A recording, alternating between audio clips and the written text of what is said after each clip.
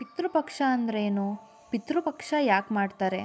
ಪಿತೃಪಕ್ಷ ಯಾಕೆ ಮಾಡಬೇಕು ಅನ್ನೋದೇನಾದರೂ ಗೊತ್ತಾ? ಗೊತ್ತಿಲ್ಲ ಅಂದರೆ ಈ ವಿಡಿಯೋಲಿ ತಿಳಿಯೋಣ ಬನ್ನಿ. ಮಾಲೆ ಅಮಾವಾಸ್ಯೆಯ ಅಮಾವಾಸ್ಯೆಯನ್ನು ಪಿತೃಪಕ್ಷದ ಅಮಾವಾಸ್ಯೆ ಎಂದು ಕರೆಯುತ್ತಾರೆ.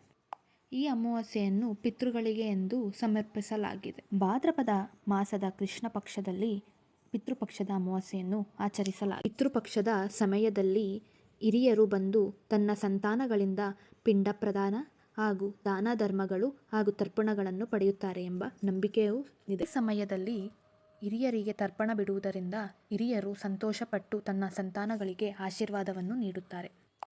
ಪಿತೃಗಳ ಕೃಪೆಯಿಂದ ಕುಟುಂಬದವರಿಗೆ ಆರೋಗ್ಯ, ಆಯುಸ್ಸು, ಐಶ್ವರ್ಯ, ಅಭಿವೃದ್ಧಿ ಹೆಚ್ಚಾಗುತ್ತದೆ. ಪಿತೃಗಳಿಗೆ ಶ್ರಾದ್ದ, ಪಿಂಡಾರಾಧನೆ, ತರ್ಪಣ ಮಾಡುವುದರಿಂದ ಅವರಿಗೆ ಮುಕ್ತಿಯನ್ನು, ಶಾಂತಿಯನ್ನು ಪಡೆಯುತ್ತಾರೆ.